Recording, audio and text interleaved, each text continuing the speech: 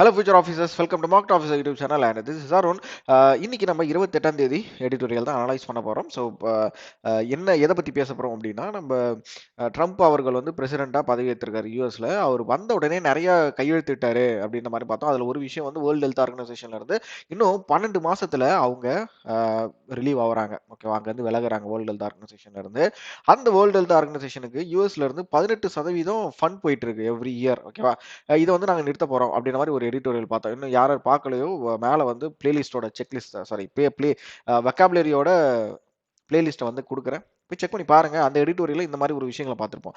இன்றைக்கும் நம்ம யூஎஸ் ரிலேட்டடான ஒரு எடிட்டோரியல் தான் பார்க்க போகிறோம். ஸோ அவர் என்ன பண்ணியிருக்காரு, அதே எடிட்டோரியலில் இந்த 18% இந்த எடிட்டோரியலில் நம்ம கடைசியாக ஒரு விஷயம் பார்த்தோம். இவர் என்ன பண்ணியிருக்காரு, இந்த மாதிரி அகதிகளை வந்து கொலம்பியாக திருப்பி அனுப்புறாரு அப்படின்ற மாதிரி ஒரு ஸ்டேட்மெண்ட் பார்த்தோம். எத்தனை பேருக்கு அந்த எடிட்டோரியல் பார்த்த ஞாபகம் இருக்குது அப்படின்றத கமெண்ட் செக்ஷன் சொல்லுங்கள். பார்க்காதவங்க அந்த எடிட்டோரியல் போய் பார்த்துட்டு வாங்க.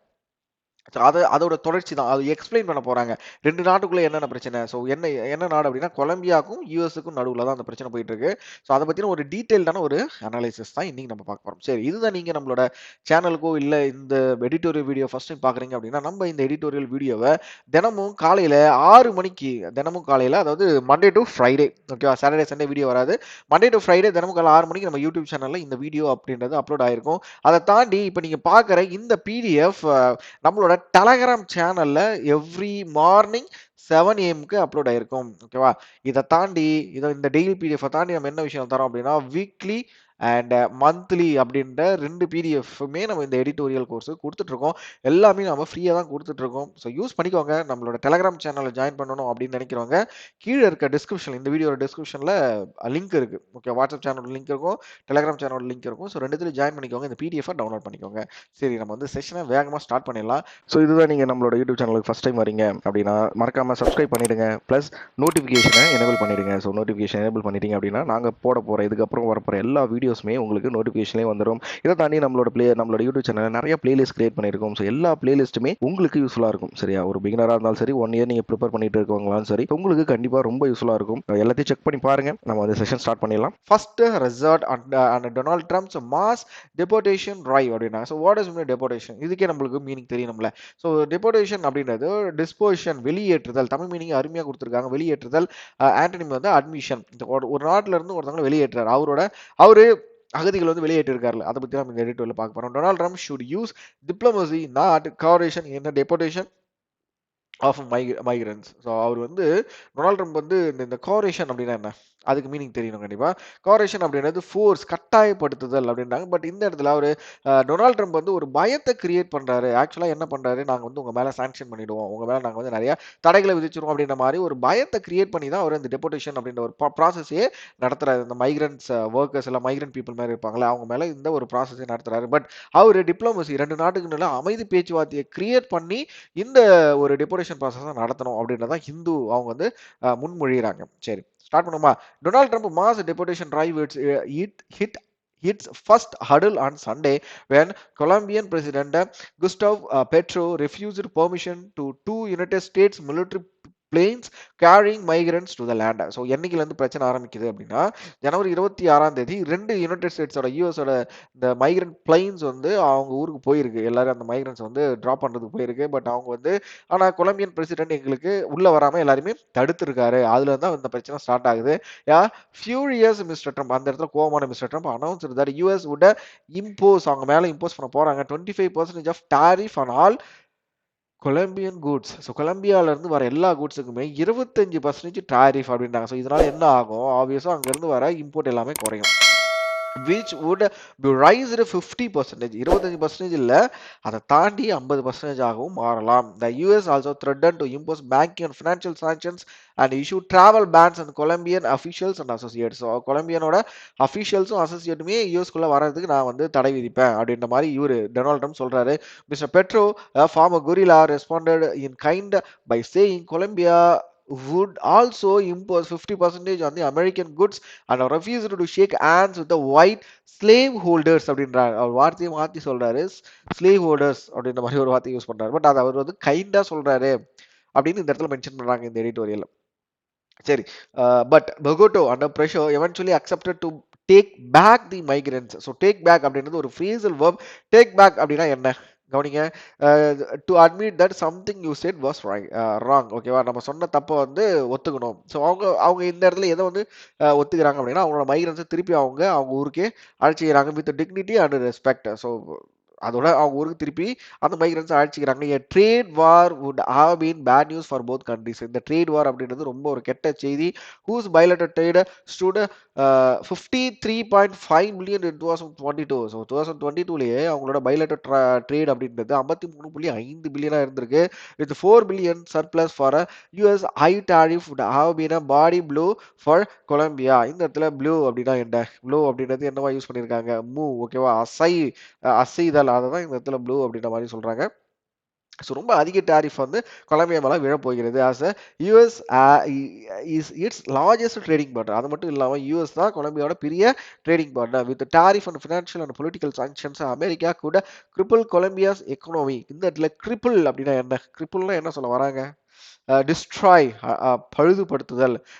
யுஎஸ் வந்து கொலம்பியாவோட எக்கனாமியை வீணாக்க போகுது இந்த முடிவுனால. And destabilise polity at a time when its fight with the gorillas is escalating after a lull அப்படின்றாங்க. So unsurprisingly mister Petro back track and agree to accept what the White House said was all its term. ஆனால் கடைசியில் Petro கொலம்பியாவோட president வந்து White House சொல்ற US சொல்றதை அவர் accept பண்ணிக்கிறாரு. Okay, அடுத்த லைன், அடுத்த பேராகிராஃப் ஸ்டார்ட் பண்ணுவோமா?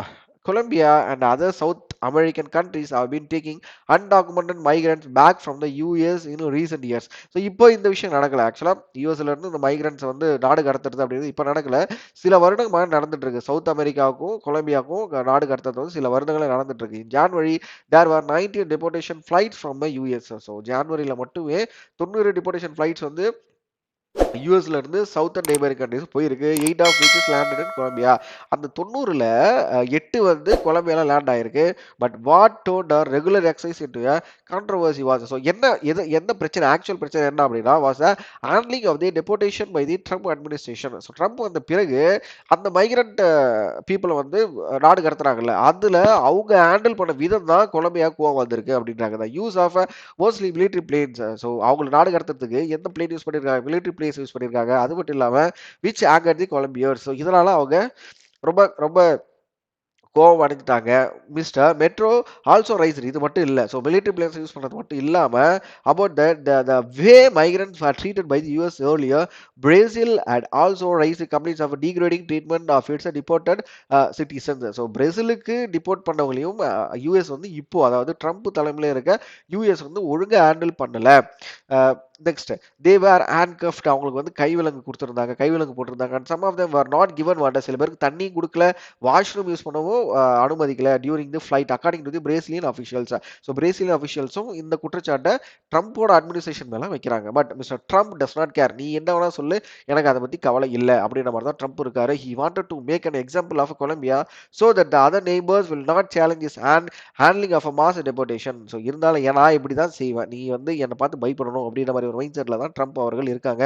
He may have forced Colombia to backtrack for now using the America's economic muscle, but this kind of caution could backfire in the long run in the region where America has always tried to maintain its geopolitical hegemony. இந்த இடத்துல hegemony அப்படின்னா என்ன, geopolitical hegemony அப்படின்னா என்ன அப்படின்றத நீங்க தெரிஞ்சுக்கணும். So அதை வந்து நம்ம வந்து ஒரு டெர்மினாலஜியாக பார்ப்போம். Geopolitical hegemony is when one country has a cultural and geopolitical dominance over other countries. It can also refer to the economic, political and military power of the country.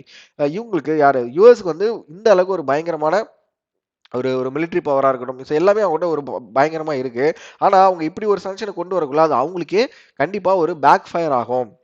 And okay, and the inhumane conditions in which, so இது வந்து மனித தன்மையற்ற செயல்னால, in which hundreds of migrants are being reported every day in blood on America's tall climb of protecting human rights. So இது எல்லாம் எதுக்கு America பண்றாங்க அப்படின்னா, அவங்களோட human ரைட்ஸை பாதுகாக்கிறதுக்காக இதை பண்றாங்க. a better way of handling this crisis is through the diplomacy. So ஒரு நல்ல ஒரு கரெக்டான வழிமுறை எதுவா இருக்கும் அப்படின்னா, டிப்ளமசி வழியில தான் நம்ம இதை பண்ணி ஆகணும். instead of imposing its will on other countries through threats of tariff and sanction. So நான் வந்து உன் மேலே அதிக டாரிஃப் கொடுப்பேன், உன் மேலே வந்து அதிக வரி விதிப்பேன் அப்படின்ற மாதிரி வரி விதிப்பேன் அப்படின்னு சொல்லிலாம் நம்ம இந்த விஷயத்தை பண்ணக்கூடாது. Mister Trump could use a diplomatic channel. Again diplomatic channel தான் அவர் யூஸ் பண்ணணும். சீக்க கன்சென்சஸ், ரெண்டு கண்ட்ரிக்கும் நடுவில் கன்சென்சஸ் கிரியேட் பண்ணி தான் அவங்க அஹ், இந்த நாடு கடத்த அந்த மைக்ரன்ஸ் வந்தாங்களா அவங்க நாட்டுக்கே திருப்பி அனுப்புகிற வழிகளை செய்யணும். And then implement is policy in a much more கார்டியல் way. What is மீன் கார்டியல்? கார்டியல் அப்படின்றது ஃப்ரெண்ட்லி, ஓகேவா? ஒரு ஒரு ஒரு கார்டியல், ஒரு ஃப்ரெண்ட்லியான வேல தான் இந்த விஷயங்கள் இருக்கணும். But for mister Trump also caution is the first resort. So என்னதான் இருந்தாலும் கடைசியில் என்ன சொல்றாங்க, நிறைய வழிமுறைகள் இருக்கு. அதாவது ஒருத்தவங்க வந்து நாடு கடத்துறதுக்கு நிறைய வழிமுறைகள் இருந்தாலும், அருமையான டிப்ளமசி மெத்தட் இருந்தாலும், ட்ரம்ப்போட மெத்தட் அப்படின்றது ரொம்ப ஒரு எப்படி சொல்றது, நான் தான் பெரியவன் அப்படின்ற மாதிரி இருக்கு அப்படின்னு இந்த எடிட்டோரியலை முடிக்கிறாங்க. ஸோ இந்த நாளோட வெக்காப்ஸை வந்து நீங்க படிக்கணும் அப்படின்னா நம்மளோட நம்மளோட டெலிகிராம் சேனல்ல போயிட்டு இந்த பிடிஎஃப் டவுன்லோட் பண்ணுங்க. இன்னைக்கு ஒரு ரிவிஷன் பண்ணிட்டு, இந்த ரிவிஷன் பண்ணிட்டீங்க அப்படின்றத இந்த கமெண்ட் செக்ஷன்ல கம்ப்ளீட்டட் அப்படின்றத எனக்கு வந்து கமெண்ட் செக்ஷன்ல எனக்கு சொல்லுங்க, ஓகேவா? ஸோ டெய்லி நம்ம படிப்போம், டெய்லி இந்த வெக்காப்ஸ் அப்படின்ற நாலேஜ் நம்ம இம்ப்ரூவ் பண்ணுவோம். இங்கிலீஷ் செக்ஷன்லையும் நம்ம வந்து நல்ல மார்க்ஸ் வாங்குவோம், ஓகே தானே? ஸோ எனக்கு நீங்கள் இந்த பிடிஎஃபை டவுன்லோட் பண்ணி வெக்காப்ஸ் படிச்சிட்டீங்க அப்படின்னா கமெண்ட் செக்ஷனில் எனக்கு தெரிவிங்க. ஸோ நாளைக்கு இதே மாதிரி ஒரு சூப்பரான ஒரு எடிட்டோரியல் உங்களை வந்து பார்க்குறேன். ஸோ அது வரைக்கும் thank you all, bye bye, have a great day.